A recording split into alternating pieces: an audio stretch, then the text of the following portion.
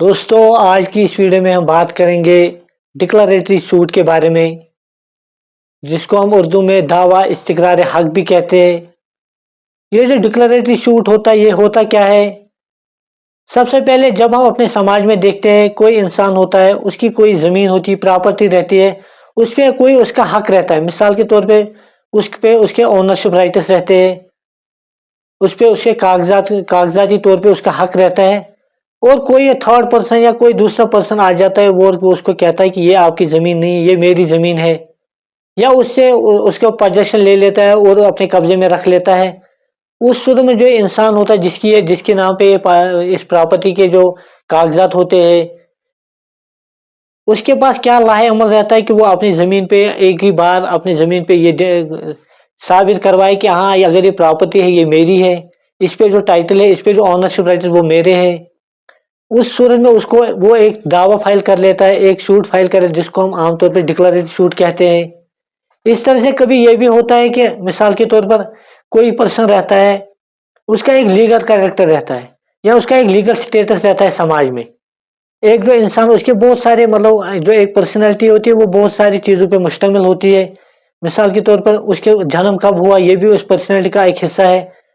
وہ minority status رکھتا ہے یا میجارٹی سٹیٹس ایک سماج میں، وہ بھی اس کی پرسنالٹی کا ایک حصہ بنتا ہے۔ اس طرح سے ایک جو پرسن رہتا ہے اس کا اڈاپٹ تو نہیں کیا گیا ہے، اس کو کسی نے اڈاپٹ کر کے تو نہیں لیا، یہ بھی اس کی پرسنالٹی کا ایک حصہ رہتا ہے۔ اس کا جنڈر کیا ہے یہ بھی ایک اس کی پرسنالٹی کا حصہ رہتا ہے۔ اسی طرح سے اس کی ایج کیا ہے یہ بھی اس کی پرسنالٹی کا ایک حصہ رہتا ہے۔ اسی طرح سے بہت ساری چیزیں جو ایک پرسنالٹی میں آتی ہیں، جو ایک پرسن جو اس کا لیگل کریکٹر بناتی ہے یا جس کو ایک سٹیٹس بناتی ہے ایک پرسن کا۔ کبھی ایسا بھی ہو سکتا ہے کوئی تھرڈ پرسن اس کو یہی ڈینائی کر لیتا ہے، مثلا کوئی پرسن یہ کہہ رہا ہے یہ اس کو میں نے اڈاپٹ نہیں کیا ہے۔ اس صورت میں یہ اڈاپٹ ہو چکا ہے نہیں ہو چکا ہے،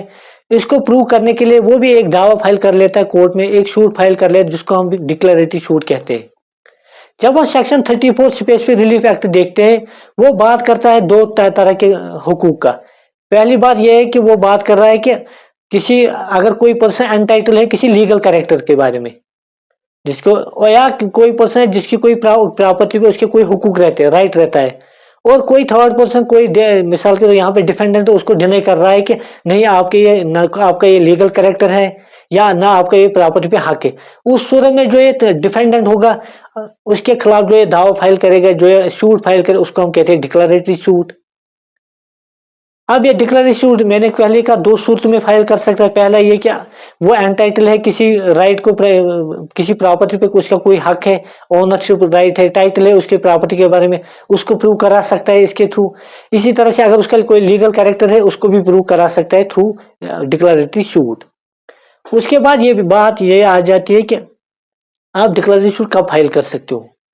مثال کے طور پہ کسی پرسن کے پاس کوئی پراپرٹی ہے، اس کے پاس اس کا ٹائٹل ہے اور اس کا کوئی ڈینائی نہیں کر رہا ہے بلکہ کہہ رہا ہے ہاں اسی کی یہ پراپرٹی ہے، مگر یہ جو زمین ہے یہ کسی اور کے قبضے میں ہے، جو اس زمین کا پوزیشن ہے وہ تھرڈ پرسن کے پاس ہے۔ اس صورت میں وہ کورٹ کے پاس آ سکتا ہے اور ایک سوٹ فائل کر سکتے ہیں۔ آن دا بیس وہ کہے گا کہ ریلیف کیا مانگے کہ مجھے ڈکلریٹری سوٹ فائل کرے گا، اس کے ساتھ پوزیشن اور انجیکشن کا بھی ریلیف مانگے گا، وہ بھی اس کے ساتھ رکھے گا۔ اس سے آپ کوئی اپنے پوزیشن میں ہے پہلے سے ہی پراپرٹی کا اور اس کے نام پہ ٹائٹل بھی ہے، کاغذات بھی ہے، مگر کوئی تھرڈ پرسن آ رہا ہے، ڈیفینڈنٹ آ رہا ہے، کہہ رہا ہے کہ نہیں آپ کا یہ زمین نہیں، یہ اصل میں میری زمین ہے، اس کو وہاں سے نکلوانا چاہتا ہے یا اس کو وہاں سے ڈسپوزل بھی کرا سکتا ہے۔ اس صورت میں وہ وہاں پہ ڈکلریٹری سوٹ فائل کرے گا کہ مجھے ڈکلیئر کرے میں اس کا اونر ہوں۔ اب اگر اس کو لگے کہ مجھے ڈسپوزل بھی کر سکتا ہے، مجھے اپنی پراپرٹی سے بے دخل بھی کیا جا سکتا ہے، اس صورت میں وہ یہ کرے گا کہ وہ ریلیف میں یہ بھی ڈکلریشن کے ساتھ رکھے گا، انجیکشن سوٹ بھی رکھ سکتا ہے، اور پوزیشن تو آلریڈی ہے، پوزیشن تو چل ہی جائے گا۔ یہ ضروری چیز ہے۔ اب کوئی مثال کو کوئی کسی کا پوزیشن ہے اور ٹائٹل بھی ہے اس کے نام پہ اور کوئی تھرڈ پرسن اس کو بے دخل کرنا چاہتے ہیں، ڈسپوزس کرنا چاہتے ہیں، اس صورت میں وہ سمپل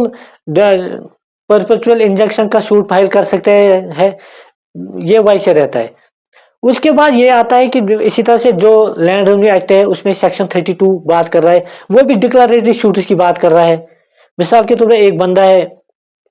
جب اس نے ریکارڈ آف رائٹس دیکھی، جمع بندی دیکھی، اس نے دیکھا جو اس میں انٹریز ہے उसमें कोई इंतकाल ऐसा हुआ है, वहां पे कोई ऐसी एंट्री दिखा रहा है कि उसको जमीन पे उसका हक नहीं दिखा रहा है, या उसको लगा कि ये एंट्री जो है ये इलीगल है, उस सूरत में उस एंट्री को ठीक करने के लिए जो डिप्टी कमिश्नर होगा, ये एडीसी होगा, एडिशनल डिप्टी कमिश्नर होगा डिस्ट्रिक्ट का, वहां पे एक शूट फाइल करे कि मुझे डिक्लेयर कराया जाए कि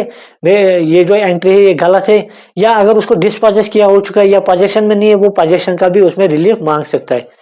इस तरह से अगर एनुअल रिकॉर्ड में मिसाल गिरदावरी में किसी को लगे कि कोई एंट्री ऐसी है जो गलत है वहां पे, उस सूरत में भी वो सूट फाइल कर सकता है विथ इन लिमिटेशन पीरियड कि ये डिक्लेयर करा है, अगर वो पोजीशन में नहीं, पोजीशन के लिए भी कह सकता है। उसके अलावा मिसाल के तौर पर कभी नेगेटिव डिक्लेरेटरी सूट भी हम फाइल कर सकते हैं।